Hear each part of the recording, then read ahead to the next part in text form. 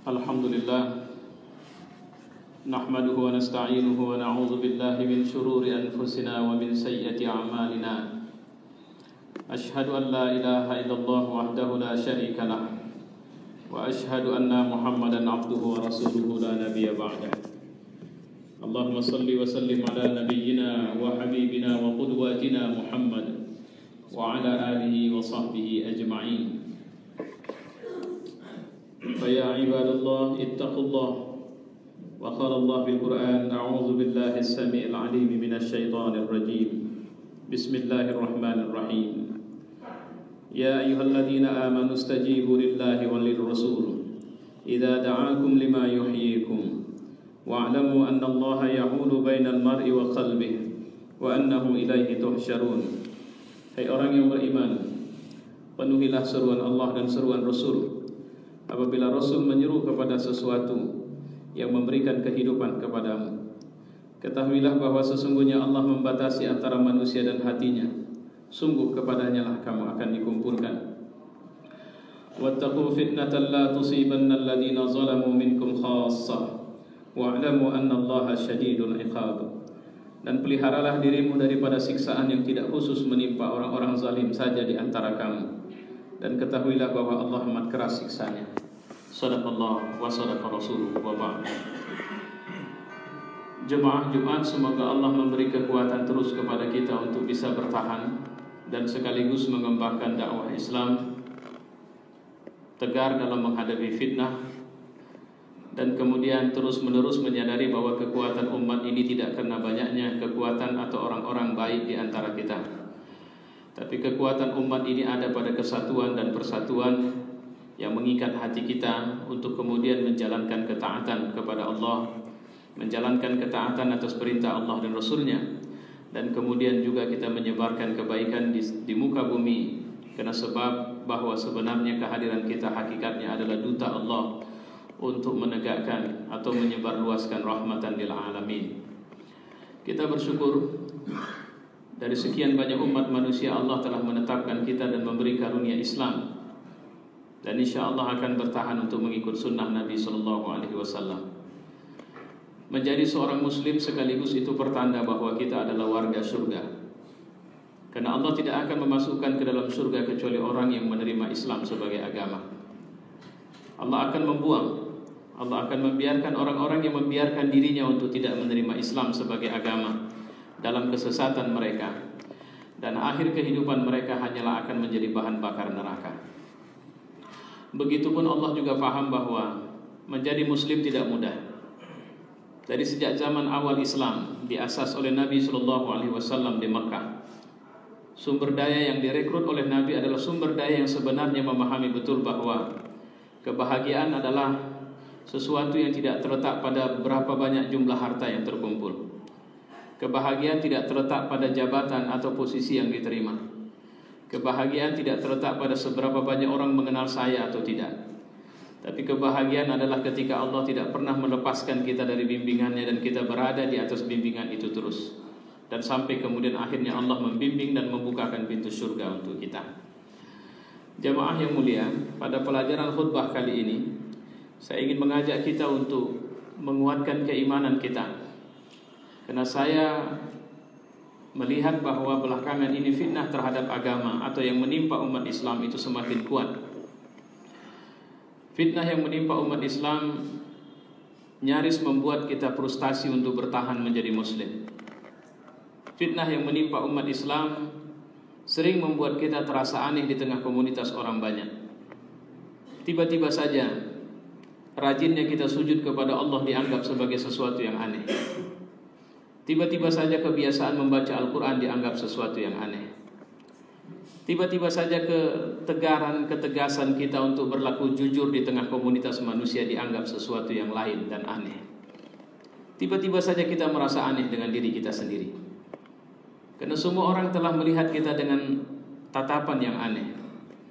Kenapa masih ada orang seperti kita di tengah zaman yang begini gila masih mau sujud kepada Allah, masih meyakini ada kekuatan yang mengendalikan kehidupan kita dan menguasai kehidupan dunia kita, atau masih meyakini adanya kehidupan akhirat sehingga kita terlalu berhati-hati dan tidak mau melepaskan syahwat kita seperti kebanyakan orang itu. Kenapa ada orang ketika dia diberikan kekuasaan begitu luar biasa, dia hanya mengambil seperlunya untuk kepentingan dia, dan dia menggunakan kelebihannya untuk melayani banyak orang. Kenapa orang ketika kunci dunia diberikan kepadanya, dia hanya mengambil kebutuhannya, dan kemudian apa yang berlebih dia kembalikan di jalan Allah dengan cara yang benar. Tiba-tiba saja kita menjadi aneh. Tiba-tiba saja orang-orang yang tidak pernah berzina, tidak pernah mabuk, tidak pernah mencuri, tidak pernah berdusta dalam hidupnya, dituduh sebagai pengkhianat. Tiba-tiba saja orang yang tidak pernah berkata bohong itu dituduh sebagai orang yang terlalu banyak berdusta atau berpura-pura. Itu yang saya maksud kata tiba-tiba saja, yang menunjukkan sebenarnya betapa beratnya fitnah yang menimpa umat Islam sekarang ini. Mari kita ambil sampel, walaupun ini tidak begitu tepat menjadi sampel bagi kita. Ketika kemenangan terjadi pada AK Party di Turki beberapa waktu yang lalu, ada catatan menarik yang saya perhatikan, yaitu respon pemerintahan Amerika Serikat. Tiba-tiba saja mereka begitu keras dan tegas mengingatkan kepada pemerintahan baru Turki agar mereka menjaga demokrasi, agar mereka tidak mengkhianati demokrasi, agar mereka tidak menzalimi atau berlaku zalim kepada orang yang minoritas. Tiba-tiba saja Amerika bertindak atau bersikap keras seperti itu. Padahal baru saja kita melihat dan menyaksikan drama yang lain yang dilakukan oleh Amerika terhadap pemerintah Mesir yang dijungkir balikkan oleh junta militer di Mesir. Amerika tidak memberikan statement apapun. Amerika hanya berharap tolonglah beginilah, dengan kata-kata yang kalau bahasa kita penuh dengan standar ganda. Tiba-tiba saja kebaikan jika itu dialamatkan atau dilakukan oleh orang Islam tetap dianggap sebagai sesuatu yang aneh. Terlepas, terserah. Anda boleh menjadi orang baik, tapi jangan bersamaan Anda menjadi orang baik Anda adalah seorang Muslim. Itu tidak bisa. Dunia tidak bisa menerima kebaikan yang dilakukan oleh Muslim. Tadi malam saya melihat satu acara dialog yang cukup menarik yang menyertakan Kapolri di dalamnya dalam satu stasiun televisi. Tapi saya heran kenapa pembahasan tentang hate speech itu dilakukan dengan cara yang aneh. Kenapa mereka menuduh mayoritas telah berlaku zalim kepada minoritas di Republik ini? Kenapa pembicara-pembicara yang jelas-jelas mereka adalah orang pintar dan guru-guru besar di fakultas atau di universitas-universitas terkenal di Indonesia itu, mereka sepakat bahwa persoalan hate speech adalah mulai hari ini jangan melakukan tindakan pengecut dengan atas nama mayoritas dan kemudian mencaci maki minoritas. Terus terang, saya seperti tidak tahu lagi apa yang harus saya katakan ketika menyaksikan dialog yang tiba-tiba saja menempatkan orang Islam sebagai orang yang tertuduh begitu saja. Ketika kemudian disebutkan kasus Singkil tapi tidak menyebutkan Tolikara, adalah menurut saya itu tidak objektif. Tapi begitulah kenyataannya, bahwa hari ini jangan pernah teriak Anda orang benar kalau cuma mengalamatkan kebenaran itu kepada Tuhan. Anda adalah orang benar jika Anda mengalamatkan kebenaran itu kepada rezim atau kepada siapa yang dominan di tengah-tengah masyarakat kita. Jamaah yang mulia, saya ingin mengingatkan kepada kita ayat Allah yang disebutkan dalam surat Al-Anfal ayat 25 yang saya bacakan tadi. Takutlah satu fitnah yang tidak hanya menimpa orang zalim kalian saja. Jadi ada satu ujian, ada satu malapetaka, ada satu bencana yang akan Allah timpakan, dan itu menimpa menyeluruh. Menimpa anak bayi, menimpa orang tua, menimpa orang yang setiap malam mungkin menghabiskan waktunya menangis untuk minta ampun kepada Allah atas dosanya, atau mungkin minta keselamatan atas masalah yang menimpa umat ini. Menimpa semua orang-orang soleh, orang-orang lemah. Tidak hanya menimpa orang yang terbiasa berbuat maksiat. Takutlah kalian kepada bencana yang seperti itu, kata Allah. Dalam satu hadis ditegaskan apa masalahnya. Kenapa ada bencana yang Allah menyapu atau menghancurkan semuanya? Saya pikir kita sudah pernah mengalami satu tragedi besar yang luar biasa, yang belum bisa kita lupakan sampai sekarang, yaitu peristiwa tsunami di Aceh. Saya yakin sekali bahwa tidak sedikit bayi yang juga binasa. Tidak sedikit orang-orang yang tidak berdosa yang juga ikut binasa dalam peristiwa itu. Kenapa Allah membiarkan adanya bencana seperti ini? Dan bagi Allah tidak sulit. Peristiwa kemarin yang begitu lama kita rasakan, asap yang menebar nyaris separuh republik ini, bahkan menyebar ke negeri-negeri lain. Itu tidak hanya menimpa orang-orang jahat. Kalaupun kita mengatakan, wahai kalian yang membakar hutan, tega benar kalian sehingga banyak bayi yang binasa. Pertanyaannya, kenapa bayi harus binasa? Takutlah satu bencana. Jangankan orang yang jarang di masjid, yang rajin ke masjid saja pun akan terkena bencana itu. Dalam tafsir Ibnu Katsir dijelaskan apa sebabnya. Salah satu masalahnya adalah Allah tidak menempatkan kita sebagai penduduk bumi dan muslim hanya sekedar menjadi orang baik. Allah tidak butuh itu. Kalau aku mau, kata Allah, aku bisa buat kalian semua jadi orang baik. Tapi aku ingin melihat siapa di antara kalian yang mampu melakukan kebaikan dan siapa yang membenarkan dirinya tenggelam dalam kejahatan. Itu hanya sebagai ujian untuk kalian. Terus, apa peran yang Allah ingin berikan dan memang dikehendaki Allah kita lakukan? Itu seperti disebut dalam satu ayat Al-Quran. Wa kadzalika ja'alnakum ummatan wasata. Demikianlah kami jadikan kalian umat pertengahan. Apa tugas umat pertengahan ini? Amar ma'ruf nahi munkar. Kalian tidak boleh hanya senang melihat kebenaran tegak, tapi kalian harus menjadi pembangunnya, penegaknya. Kalian tidak boleh menjadi orang yang hanya sakit hati melihat kebatilan bersih maharajalela, tapi kalian harus aktif untuk menghancurkan kebatilan itu atau meminimalisirnya di tengah masyarakat. Umat Islam tidak boleh menjadi orang yang hanya menangis dalam salatnya, tapi kemudian dia tidak berbuat apa-apa di luar salat. Allah tidak suka orang seperti itu. Itu kenapa diingatkan satu kalimat, inna salata tanha 'anil fahsya'i wal munkar.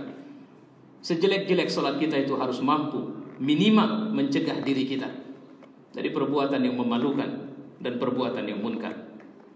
Dan tidak boleh ada ibadah yang hanya berefek pada diri kita sendiri. Itulah kenapa Allah mengingatkan kita, jaga dirimu, tapi jangan lupa jaga juga keluargamu dari api neraka Allah. Ada hari di mana orang yang bersaudara tapi akan berbantah satu sama lain nanti. Ayah akan membantah anaknya, pimpinan akan membantah bawahannya, bawahan akan menghujat pimpinannya, dan target mereka sama, harus masuk neraka. Tapi hari itu orang-orang bertakwa tidak akan saling membantah, tapi mereka saling mendukung, mereka saling mendoakan. Bahkan ketika sebahagian orang bertakwa sudah masuk ke dalam surga dan ada saudara mereka yang masih dalam neraka, mereka tidak nyenyak tidur dan tidak enak makan serta tidak bisa merasakan kenikmatan surga dengan plong. Sampai Allah bertanya kepada mereka, ada apa dengan kalian? Saudara-saudara kami masih dalam neraka ya Allah, kami tidak bisa tenang.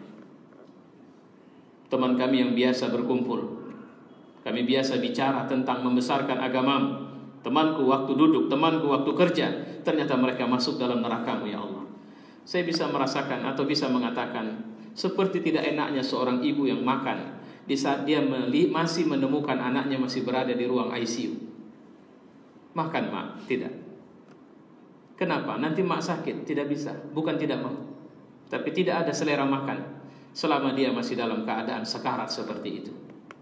Akhirnya Allah pindahkan penduduk neraka ke surga karena sebab pertemanannya dengan orang-orang bertakwa. Saya mau tanya sama kita, ada berapa banyak orang bertakwa yang menjadi teman kita dalam hidup kita? Apakah kita menghindari pertemanan dengan mereka? Ataukah kita berbangga walaupun sebenarnya kedudukan dunia memang adalah kedudukan yang semua orang menyukainya. Kekayaan dunia semua orang secara fitrah memburunya.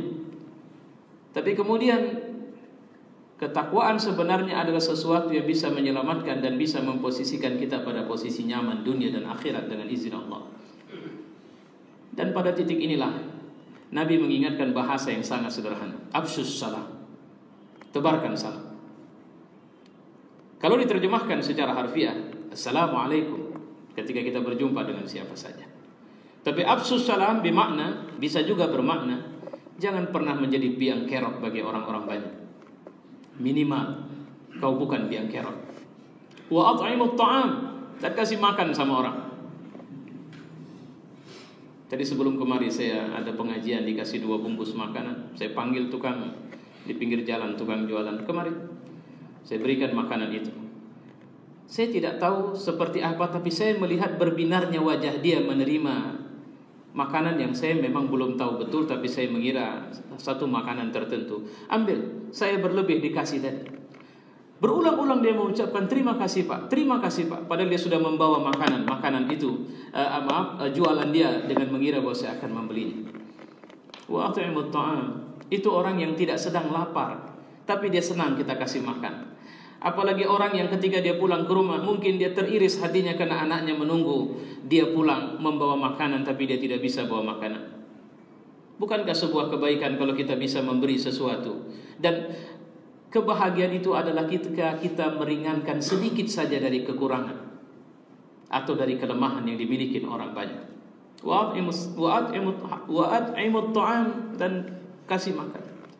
Wasallu wan nasu niyam. Salatlah kalian di saat orang banyak sedang tidur.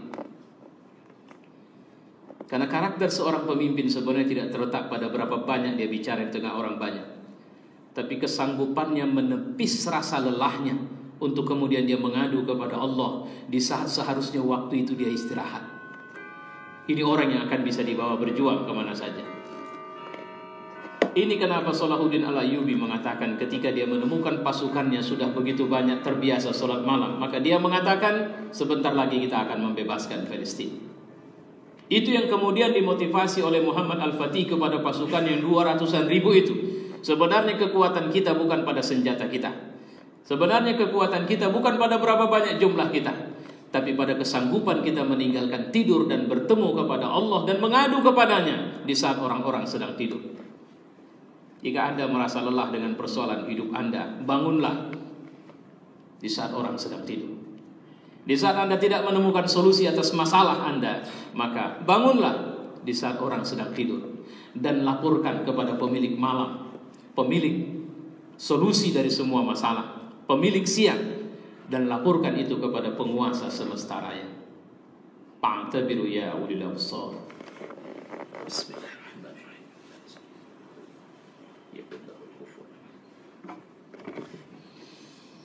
Alhamdulillah, nusalli wa sallimu ala nabiyyina wa habibina wa qudwatina Muhammad wa ala alihi wa sahbihi ajma'in. Fa ya ibadallah ittaqullah.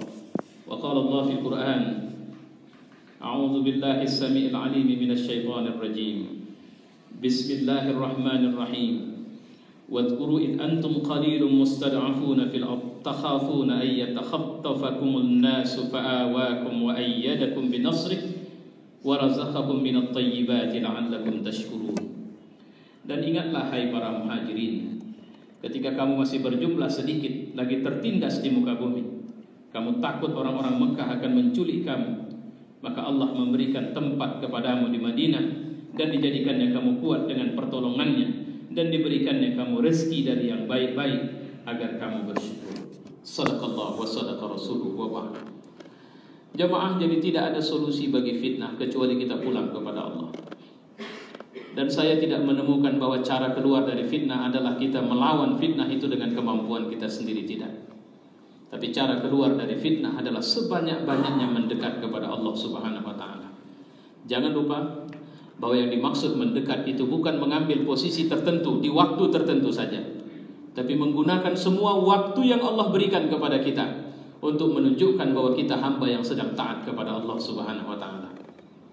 Waktu kita sebagai suami, waktu kita sebagai ayah, waktu kita sebagai pemimpin, waktu kita sebagai rakyat, waktu kita sebagai pengusaha, waktu kita sedang menjalankan semua event hidup kita.